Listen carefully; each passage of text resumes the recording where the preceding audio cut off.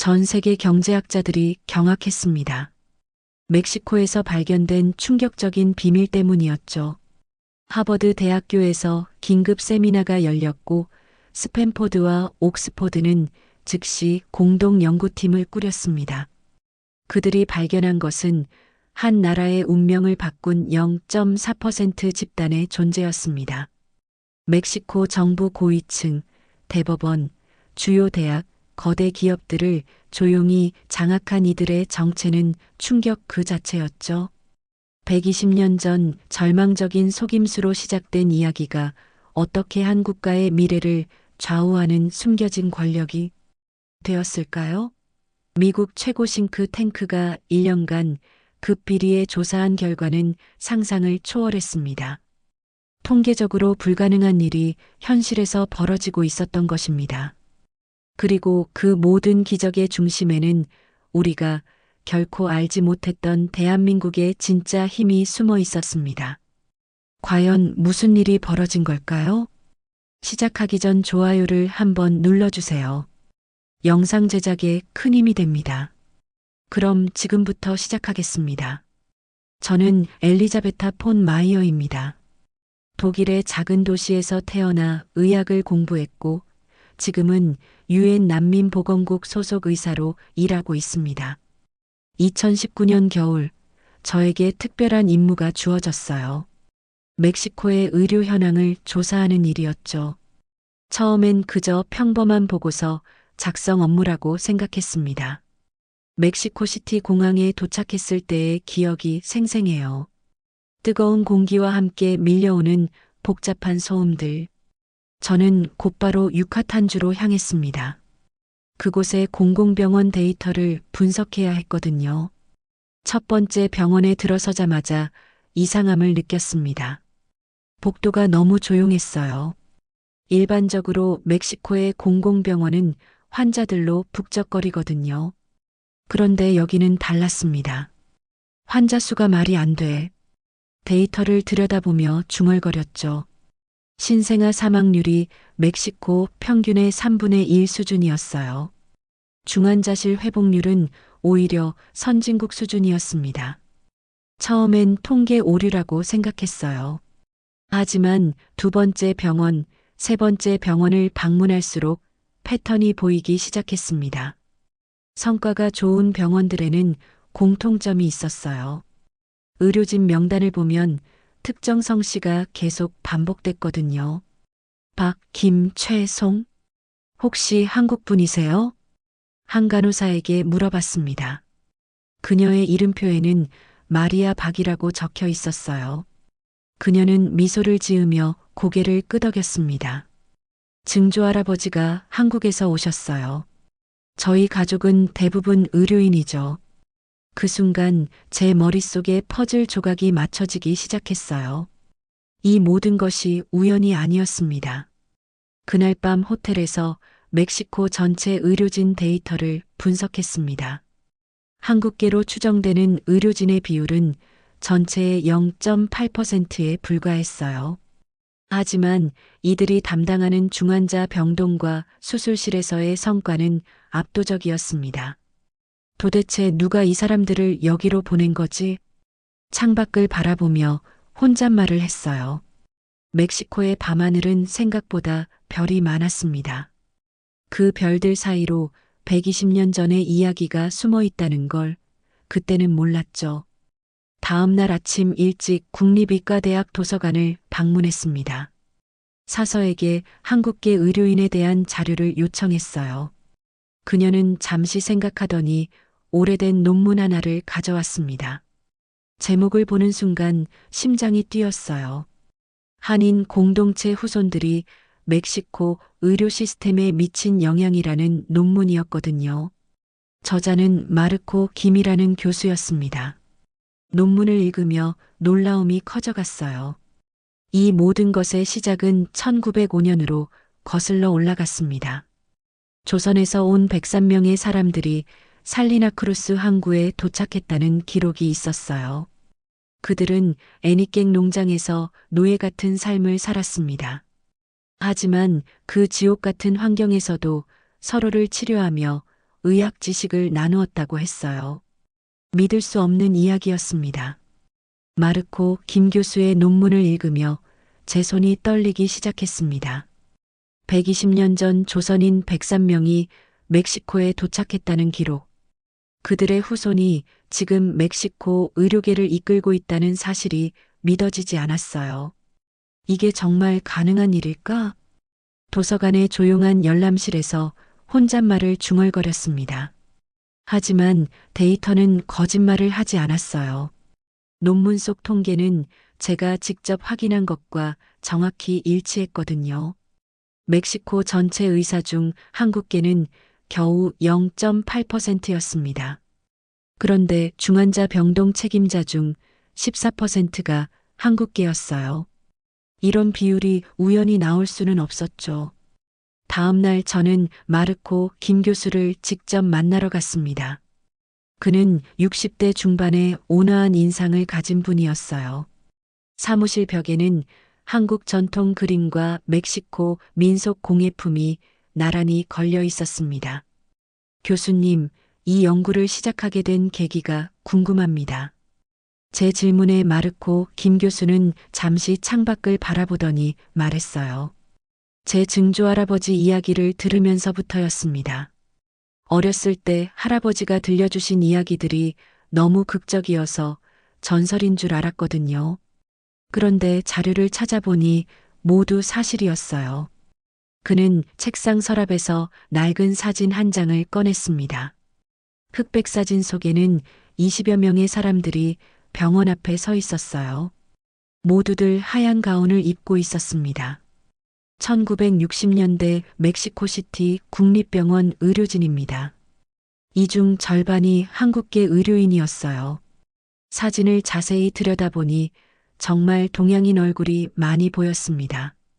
그들의 표정은 진지하면서도 자신감에 차 있었어요. 그런데 어떻게 농장 노동자의 후손들이 의사가 될 수 있었을까요? 제 질문에 교수는 미소를 지었습니다. 그게 바로 핵심입니다. 그들은 절대 포기하지 않았어요. 농장에서 일하면서도 밤마다 글을 가르치고 의학 지식을 나눴습니다. 그 전통이 지금까지 이어져 온 거죠. 교수는 또 다른 자료를 보여주었어요. 멕시코 의료개혁 역사에 관한 문서였습니다. 놀랍게도 지난 50년간 가장 성공적인 의료개혁 사례 중 상당수가 한국계 의료인들이 주도한 것이었어요. 감염병 예방 시스템 구축, 농촌 의료 서비스 확대, 의료진 교육 프로그램 개발. 이 모든 것들이 한국계 의료인 네트워크에서 나왔습니다. 제 머릿속이 복잡해졌어요. 0.4%에 불과한 인구가 어떻게 이런 영향력을 가질 수 있을까요? 혹시 이들만의 특별한 조직이 있나요? 공식적인 조직은 아니지만 강한 연대감이 있어요. 서로 도우며 후배를 키우는 전통이 있습니다. 한국계 의대생이 있으면 반드시 선배가 멘토 역할을 해주거든요. 그날 오후 교수는 저를 한국계 의료인들이 자주 모이는 카페로 데려갔습니다. 조용한 동네의 작은 카페였는데 들어서자마자 한국어가 들렸어요. 안녕하세요, 교수님. 젊은 의사 한 명이 다가와 인사했습니다. 교수는 그를 저에게 소개해 주었어요. 디에고 최입니다. 소아과 전문이죠. 디에고 최는 완전히 멕시코 사람 같은 외모였지만 한국 이름을 가지고 있었어요. 그와 대화하며 더욱 놀라운 사실을 알게 되었습니다. 저희 집안은 3대째 의사예요. 할아버지도 아버지도 저도 모두 의사입니다. 자연스럽게 의사가 되는 게 당연하다고 생각하며 자랐어요. 그 순간 퍼즐의 마지막 조각이 맞춰졌습니다. 이들은 단순히 개인의 성공을 추구하는 게 아니었어요. 가문의 전통이자 공동체의 사명이었던 거죠. 디에고 최와의 만남 이후 저는 더 깊이 파고들고 싶어졌습니다. 1905년 그 조선인들에게 무슨 일이 있었던 걸까요? 마르코 김 교수가 알려준 국립기록보관소를 찾아갔어요. 기록 보관소는 생각보다 낡고 어두운 건물이었습니다. 담당자는 제 요청을 듣더니 고개를 저었어요. 1905년 이민 기록이요? 그 시대 자료는 거의 남아있지 않을 텐데요. 하지만 포기할 수 없었습니다. 몇 시간을 뒤져서 겨우 한 상자를 찾아냈어요. 먼지투성이 상자 안에는 노랗게 바랜 문서들이 들어 있었습니다. 살리나크루스 항구 입항 기록 1905년 5월 4일. 손으로 쓴 글씨가 흐릿했지만 읽을 수 있었어요. 조선인 103명이 배에서 내렸다는 기록이 있었습니다. 이름도 하나하나 적혀 있었어요. 김정호, 박순희, 최정욱, 송기남. 그 다음 문서가 더 충격적이었습니다. 애니깽 농장 노동 계약서였어요. 계약 조건을 보니 소름이 돋았습니다. 하루 14시간 노동, 월급은 거의 없고 농장을 벗어날 수 없다. 사실상 노예 계약이었어요. 그들이 얼마나 절망적인 상황에 있었을지 상상이 갔습니다. 더 놀라운 건 그 다음 문서였어요. 애니깽 농장 관리인이 쓴 보고서가 있었거든요. 조선인들은 매우 특이하다. 밤마다 모여서 무언가를 가르치고 배운다. 글을 쓰고 읽는 것 같다. 심지어 아픈 사람을 치료하는 방법까지 서로 나눈다. 제 심장이 빠르게 뛰었습니다. 지옥 같은 농장에서도 그들은 포기하지 않았던 거예요. 다음 날 저는 직접 애니깽 농장이 있던 곳을 찾아갔습니다. 지금은 작은 마을이 되어 있었어요. 마을 사람들에게 옛 이야기를 물어보니 놀라운 대답이 돌아왔습니다. 아, 코레아노들 이야기요? 우리 할머니가 많이 해주셨어요. 마을의 한 할머니를 소개받았습니다. 90세가 넘은 마리아 할머니였어요. 그녀의 할머니가 직접 그 시절을 목격했다고 했습니다. 제 할머니 말씀으로는 코레아노들이 정말 신기했대요. 선인장 가시에 찔려서 골문 상처도 신기한 방법으로 치료했다고 하더라고요. 할머니는 계속 이야기를 들려주었습니다. 밤이면 조선말로 뭔가 외우는 소리가 들렸대요. 아이들도 어른들도 모두 함께요. 나중에 알고 보니 치료법을 암기하고 있었던 거래요. 더욱 놀라운 이야기가 이어졌어요. 한 번은 농장 관리인의 아들이 열병으로 죽어가고 있었대요. 의사도 포기했는데 조선인 중 한 명이 나서서 치료했다고 해요. 며칠 만에 완전히 나았다고 하더라고요. 할머니가 보여준 낡은 수첩이 결정적이었습니다. 그녀의 할머니가 직접 그린 그림들이 있었어요. 조선인들이 밤에 모여 앉아 뭔가를 적고 있는 모습이었습니다. 이 글자들이 뭔지 아세요? 수첩 한 구석에 한글이 적혀 있었어요. 저는 한글을 읽을 줄 몰랐지만 분명히 의학 용어인 것 같았습니다. 그날 밤 호텔에서 한국어 번역 앱을 사용해 봤어요. 수첩에 적힌 글자들을 하나씩 입력했습니다. 열내리면 만드는 법. 버드나무 껍질을 우려서. 제 손이 떨렸어요. 120년 전 그들이 정말로 의학 지식을 한글로 기록하고 있었던 거예요. 다음 날 마을 곳곳을 돌아다니며 더 많은 증언을 수집했습니다. 모든 이야기가 일치했어요. 조선인들은 극한의 고통 속에서도 서로를 치료하며 의학 지식을 나누었다고 했습니다. 그들은 죽어가면서도 다른 사람을 살리려고 했어요.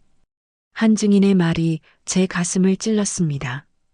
그 순간 깨달았어요.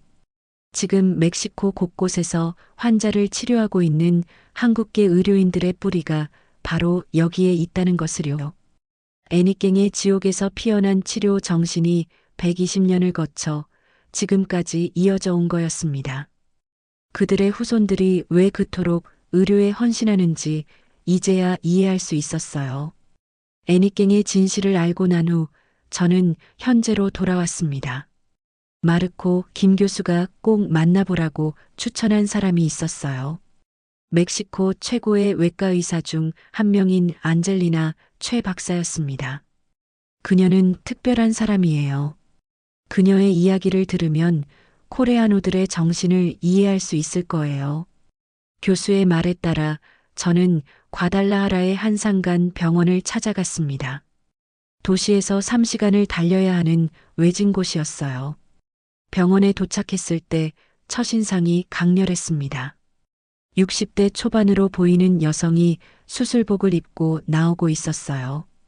피곤해 보였지만 눈빛은 또렷했습니다. 안젤리나 최 박사님이신가요? 네, 맞습니다. 멀리서 오셨군요.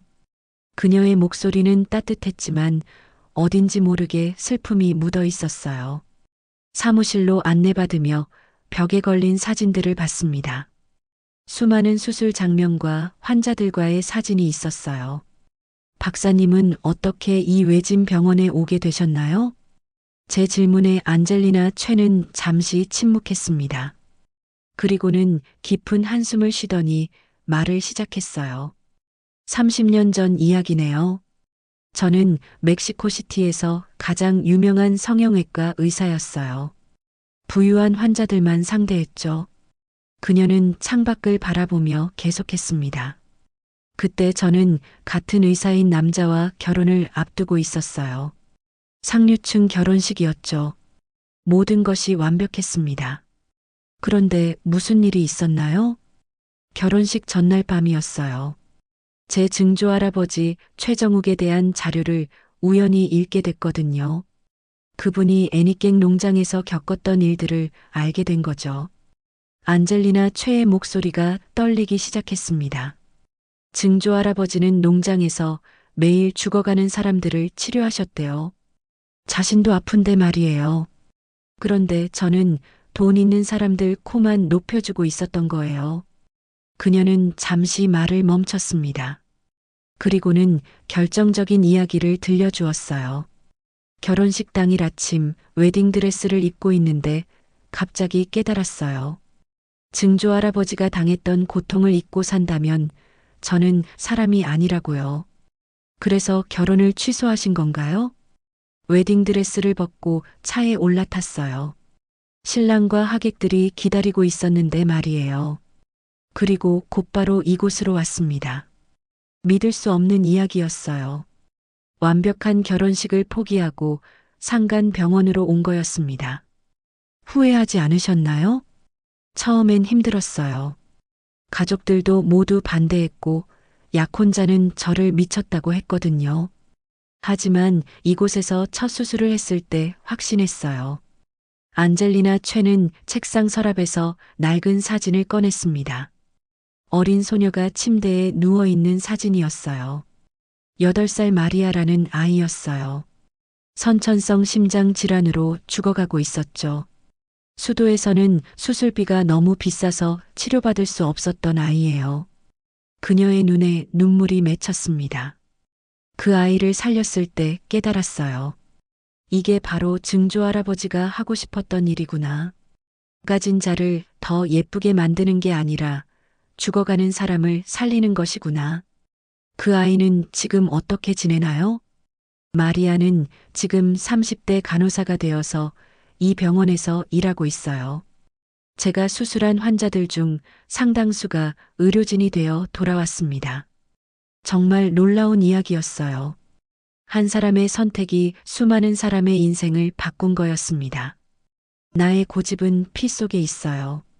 코레아노 DNA죠. 안젤리나 최가 마지막으로 한 말이 제 가슴에 깊이 박혔습니다. 120년 전 애니깽에서 시작된 치료 정신이 그녀 안에 살아 숨쉬고 있었어요. 그날 밤 병원 기숙사에서 잠들며 생각했습니다. 이들의 이야기는 단순한 성공담이 아니었어요. 고통에서 피어난 사명감이 세대를 거쳐 전해져 온 거였습니다. 안젤리나 최와의 만남 이후 저는 본격적으로 한국계 의료인들이 멕시코에 미친 영향을 조사하기 시작했습니다. 마르코 김 교수가 알려준 자료들을 바탕으로 전국 각지를 돌아다녔어요. 첫 번째로 찾아간 곳은 멕시코시티의 코레아노 의료재단이었습니다. 1970년에 설립된 이 재단은 가난한 학생들에게 의학 교육 기회를 제공하고 있었어요. 매년 200명의 장학생을 선발합니다. 조건은 단 하나예요. 졸업 후 5년간 농촌이나 빈민가에서 의료봉사를 해야 한다는 것이죠. 재단 이사장인 루이스 김이 설명해 주었습니다. 그는 3세대 한국계 의사였어요. 지금까지 3,000명의 의사를 배출했습니다. 이들이 전국 각지에서 활동하고 있어요. 놀라운 숫자였습니다. 멕시코 의사 10명 중 1명은 이 재단 출신이라는 뜻이었거든요. 다음으로 찾아간 곳은 국립의과대학이었습니다. 성적 우수자 명단을 보고 깜짝 놀랐어요. 상위 10명 중 10명이 한국계 학생들이었습니다. 우리 집안에서는 의사가 되는 게 당연해요. 만난 학생 중 한 명인 카를로스 박이 말했습니다. 할아버지도 의사, 아버지도 의사예요. 어렸을 때부터 의학 교과서가 장난감이었죠.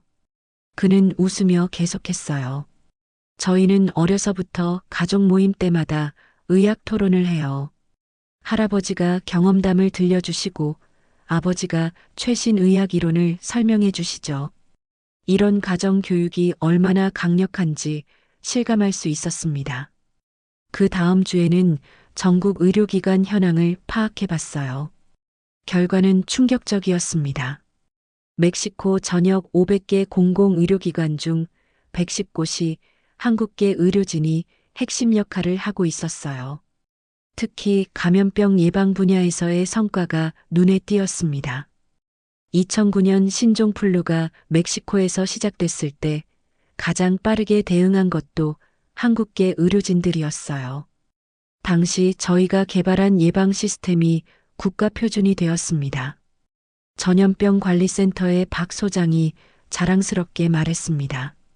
한국계 의료진들은 위기 상황에서 특별한 결속력을 보여요. 개인의 이익보다 공동체를 우선시하죠. 가장 감동적인 사례는 과달라하라에서 만난 유소피아 간호사의 이야기였습니다.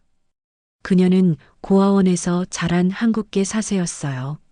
저는 가족도 없고 돈도 없었어요. 하지만 코레아노 장학재단에서 간호학교를 보내주었죠. 유소피아는 눈물을 글썽이며 말했습니다. 졸업 후 10년간 빈민가에서 일했어요. 그런데 그 경험이 제 인생을 바꿨습니다. 그녀는 빈민가에서 만난 환자들을 위해 무료 진료소를 설립했어요. 처음에는 작은 컨테이너 박스에서 시작했지만 지금은 300병상 규모의 병원이 되었습니다. 가난해도 좋은 의료 서비스를 받을 권리가 있어요. 그게 증조할머니가 애니깽에서 꿈꿨던 세상이라고 생각해요. 유소피아의 병원은 이제 정부에서 모델 케이스로 인정받고 있었습니다. 전국 20여 곳에 같은 시스템의 병원이 만들어졌어요. 하지만 가장 놀라운 건 따로 있었습니다. 한국계 의료진들이 개발한 백신 연구였어요. 댕기열과 치쿵구니아 예방 백신을 세계 최초로 개발해낸 거였습니다. 이 백신으로 라틴 아메리카 전체가 혜택을 받고 있어요. 국립보건연구소의 김 박사가 설명해 주었습니다.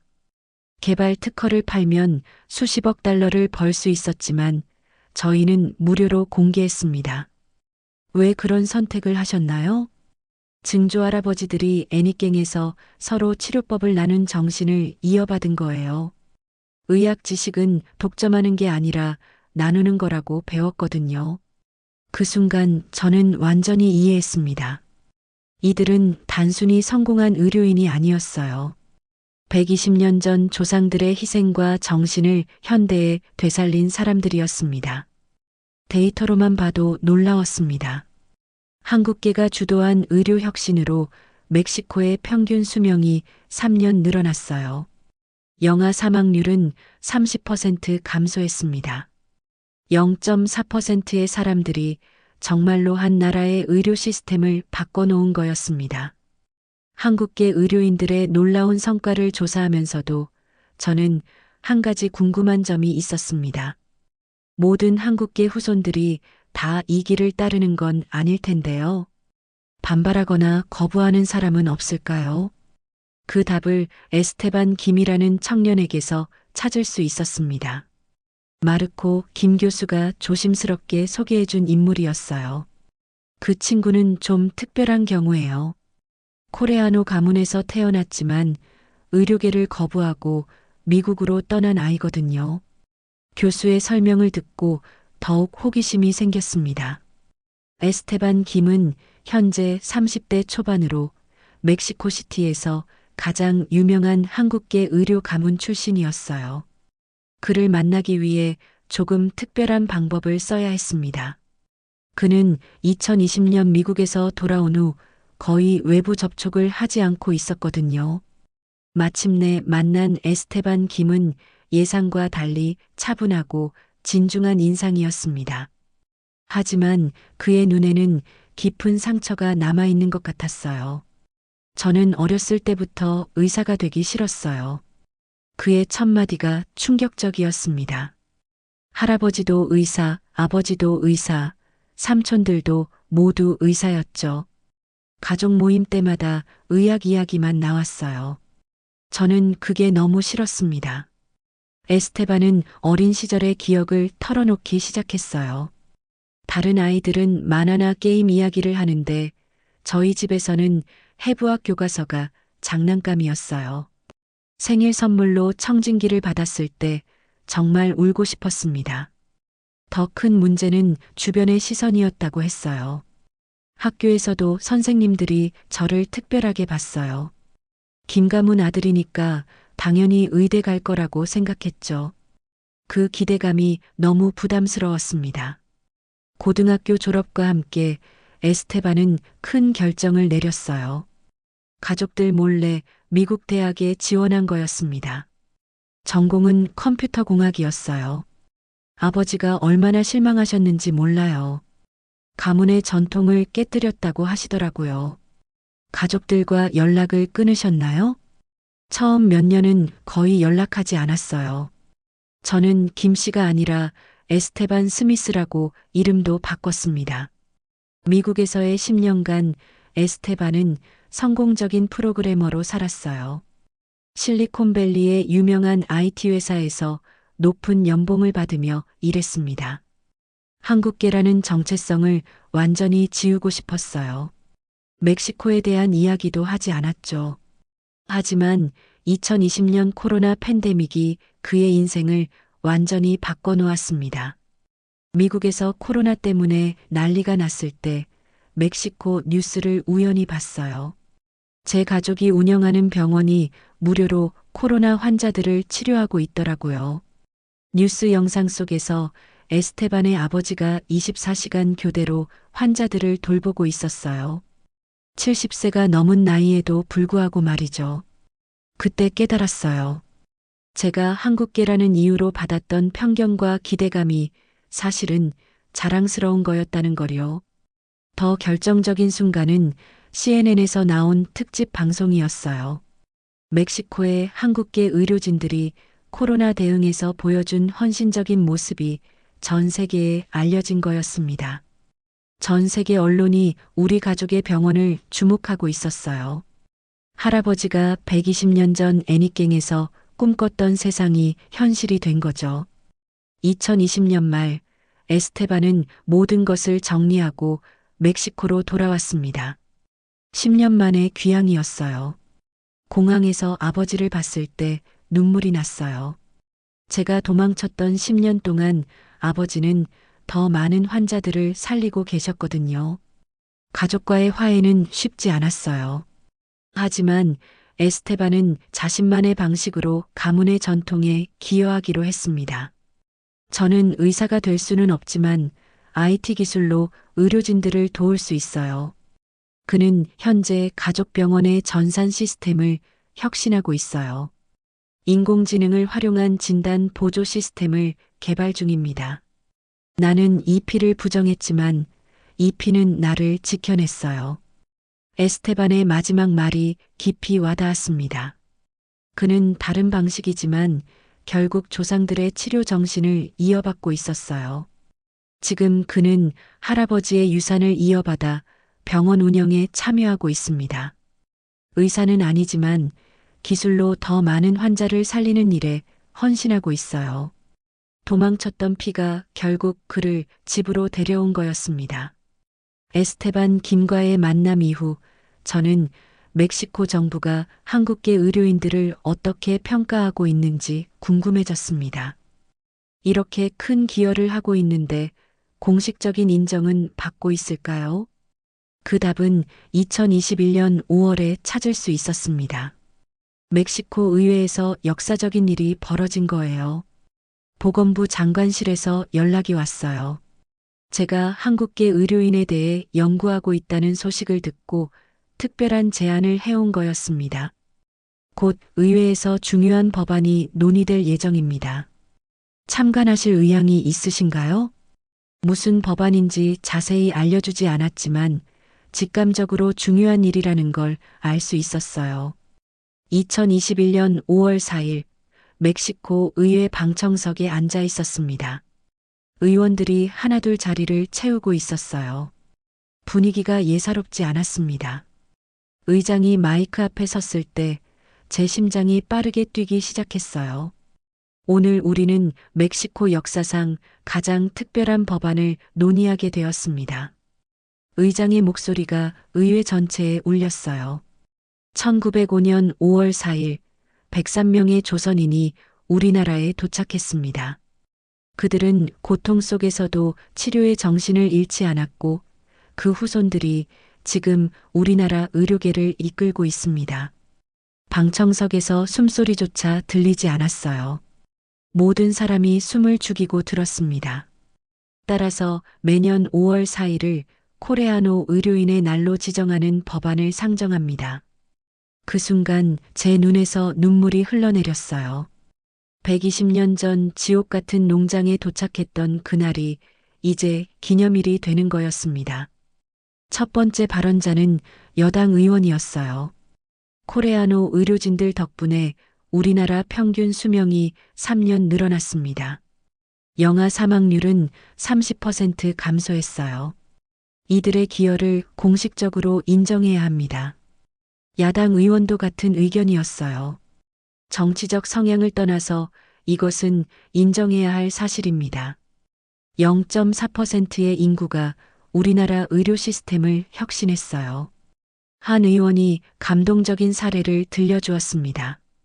제 손자가 선천성 심장병으로 태어났을 때 코레아노 의사가 무료로 수술해 주었습니다. 그 아이가 지금 건강하게 자라고 있어요. 또 다른 의원은 데이터를 제시했어요. 코로나 팬데믹 동안 가장 낮은 사망률을 기록한 지역들을 보세요. 모두 코레아노 의료진이 있는 곳입니다. 찬성 연설이 계속 이어졌습니다. 반대하는 의원은 한 명도 없었어요. 가장 인상적이었던 건 원주민 출신 의원의 발언이었습니다. 코레아노들은 우리처럼 이 땅에서 고통받았던 사람들입니다. 하지만 그들은 원한 대신 치유를 선택했어요. 우리가 배워야 할 정신입니다. 마침내 투표가 시작되었어요. 전자투표 결과가 대형 스크린에 나타났습니다. 찬성 498표, 반대 0표, 기권 2표. 사실상 만장일치였어요. 의회 전체가 기립박수를 쳤습니다. 저도 모르게 일어나서 박수를 쳤어요. 의장이 다시 마이크를 잡았습니다. 이제 법안의 추가 조항을 발표하겠습니다. 코레아노 의료 네트워크를 국가 전략 파트너로 지정합니다. 더 놀라운 발표가 이어졌어요. 정부는 코레아노 의료재단에 연간 100억 페소의 예산을 지원하기로 결정했습니다. 이는 한국계 의료진들의 활동을 국가가 공식적으로 후원한다는 뜻이었어요. 법안 통과 후 기자회견이 열렸습니다. 보건부 장관이 나와서 설명했어요. 코레아노 의료인들이 만든 시스템을 전국으로 확산시킬 계획입니다. 이들의 노하우가 멕시코 의료의 미래입니다. 그날 저녁 뉴스는 온통 이 소식으로 가득했어요. 한국계 의료인들의 인터뷰가 계속 방송되었습니다. 안젤리나 최 박사가 카메라 앞에서 말했어요. 120년 전 증조 할아버지들의 꿈이 이루어진 것 같아요. 고통이 치유가 되는 순간입니다. 마르코 김 교수는 눈물을 글썽이며 말했습니다. 저희는 특별한 사람들이 아니에요. 다만 조상들의 정신을 잊지 않으려고 노력했을 뿐입니다. 그날 밤 호텔에서 저는 오랫동안 잠들지 못했어요. 120년 전 애니깽의 지옥에서 시작된 이야기가 드디어 국가적 인정으로 이어진 거였습니다. 0.4%의 사람들이 한 나라 전체를 변화시킨 기적을 목격한 거예요. 그리고 그 나라가 공식적으로 무릎을 꿇고 감사를 표한 역사적인 순간이었습니다. 멕시코 의회에서의 역사적인 순간을 목격한 후 저는 이 놀라운 이야기를 세계에 알려야겠다고 결심했습니다. 단순히 한 민족의 성공담이 아니라 인간 정신의 승리에 대한 이야기였거든요. 유엔 본부로 돌아간 저는 곧바로 보고서 작성에 들어갔어요. 제목은 코레아노 의료 모델, 극한 상황에서 피어난 치유 정신이었습니다. 보고서를 작성하면서 다시 한번 놀라게 된 건 숫자들이었어요. 멕시코 인구의 0.4%에 불과한 한국계가 의료계에서 차지하는 비중은 8%였습니다. 20배가 넘는 영향력이었죠. 더 중요한 건 질적인 변화였어요. 이들이 도입한 의료 시스템은 라틴 아메리카 전체로 확산되고 있었습니다. 과테말라, 온두라스, 엘살바도르에서도 멕시코의 코레아노 모델을 벤치마킹하고 있었어요. WHO 사무총장님께 보고서를 제출했을 때의 반응이 인상적이었습니다. 이건 의학사에 남을 사례네요. 극한의 고통에서 치유의 정신이 탄생한 거군요. 사무총장님은 보고서를 읽으며 계속 감탄했어요. 이 모델을 다른 분쟁 지역에도 적용할 수 있을까요? 난민 캠프나 전쟁 피해 지역 말이에요. 바로 그거였어요. 저도 같은 생각을 하고 있었거든요. 코레아노들의 정신은 멕시코에만 머물 수 없었습니다. 2022년 제네바에서 열린 세계보건총회에서 저는 특별 발표를 하게 되었어요. 전 세계 보건 담당자들이 모인 자리였습니다. 여러분, 120년 전 103명의 조선인이 멕시코에 도착했을 때 누가 상상이나 했겠습니까? 발표를 시작하며 제 목소리가 떨렸어요. 그들의 후손이 한 나라의 의료 시스템을 바꿔놓을 줄 말이에요. 이건 단순한 민족의 성공이 아닙니다. 인간 정신의 승리입니다. 청중들이 숨을 죽이고 들었어요. 저는 애니깽에서 시작된 이야기부터 의회 통과까지의 전 과정을 설명했습니다. 중요한 건 이들이 어떻게 고통을 치유로 승화시켰느냐는 거예요. 원한을 품는 대신 더 많은 사람을 살리는 일에 헌신했습니다. 발표가 끝나자 기립박수가 터져 나왔어요. 여러 나라 대표들이 질문을 쏟아냈습니다. 우리나라에도 적용할 수 있을까요? 이런 정신을 어떻게 교육할 수 있죠? 코레아노 의료진과 협력하고 싶습니다. 그날 이후 저의 삶이 완전히 바뀌었어요. 전 세계 곳곳에서 코레아노 모델에 대한 문의가 쏟아졌거든요. 가장 감동적이었던 건 시리아 난민 캠프에서 온 요청이었어요. 의료진들이 절망적인 상황에서도 희망을 잃지 않는 방법을 배우고 싶다고 했습니다. 코레아노들이 애니깽에서 보여준 정신을 우리도 배울 수 있을까요? 시리아 의사의 간절한 질문에 저는 확신을 가지고 답했어요. 물론입니다. 고통을 치유로 바꾸는 정신은 국경을 가리지 않아요. 2023년에는 정말 놀라운 일이 벌어졌습니다. 멕시코의 한국계 5세대 의사인 루시아 최가 유엔 난민촌에서 의료봉사를 시작한 거예요. 루시아 최를 처음 만났을 때의 기억이 생생해요. 25세의 젊은 여성이었지만 눈빛에서 조상들의 정신이 느껴졌습니다. 증조할머니가 항상 말씀하셨어요. 우리가 받은 고통은 다른 사람의 고통을 이해하기 위한 거라고요. 루시아는 요단강 서안 지구의 팔레스타인 난민 캠프에서 일하고 있었어요. 가장 절망적인 곳에서 희망을 만들어내고 있었습니다. 여기서 일하다 보니 애니깽에서 증조 할머니들이 겪었던 고통이 조금이나마 이해돼요. 하지만 그분들처럼 포기하지 않을 거예요. 그녀의 활동은 다시 한번 세계 언론의 주목을 받았어요. BBC, CNN, 알자지라가 모두 그녀의 이야기를 다뤘습니다. 120년을 이어온 치유의 정신이 이제 전 세계로 퍼져나가고 있다는 것이 언론들의 공통된 평가였어요. 2024년 말 저는 다시 멕시코를 방문했습니다. 3년 만에 재방문이었어요. 공항에 내리자마자 달라진 것을 느낄 수 있었습니다. 코레아노 의료센터라는 간판이 곳곳에 보였어요. 이제 한국계라는 표현이 신뢰의 상징이 된 거였습니다. 마지막 날 저는 애니깽이 있던 곳을 다시 찾았어요. 그곳에는 이제 코레아노 기념관이 세워져 있었습니다. 120년 전 조선인들의 이야기를 전시하는 박물관이었죠. 기념관 앞에 서서 마지막 내레이션을 녹음했어요. 저는 이 민족의 피를 물려받지는 않았습니다. 하지만 그들의 정신은 제 안에 살아있어요. 고통을 치유로 바꾸는 힘, 절망 속에서도 희망을 잃지 않는 마음. 그것이 바로 인간다움의 본질이 아닐까요? 애니깽의 석양을 바라보며 생각했습니다. 120년 전 이곳에서 시작된 작은 불씨가 이제 전 세계를 밝히고 있다고요. 국경을 넘어선 인간의 혼이 만들어낸 기적이었습니다. 그리고 이 이야기는 여전히 진행형이에요. 루시아 최와 같은 젊은 세대들이 계속해서 새로운 치유의 역사를 써나가고 있거든요. 0.4%에서 시작된 변화가 이제 전 인류의 희망이 되고 있습니다. 이렇게 해서 120년에 걸친 놀라운 이야기가 마무리됩니다. 1905년 애니깽의 지옥에서 시작된 작은 불씨가 이제 전 세계를 밝히고 있어요.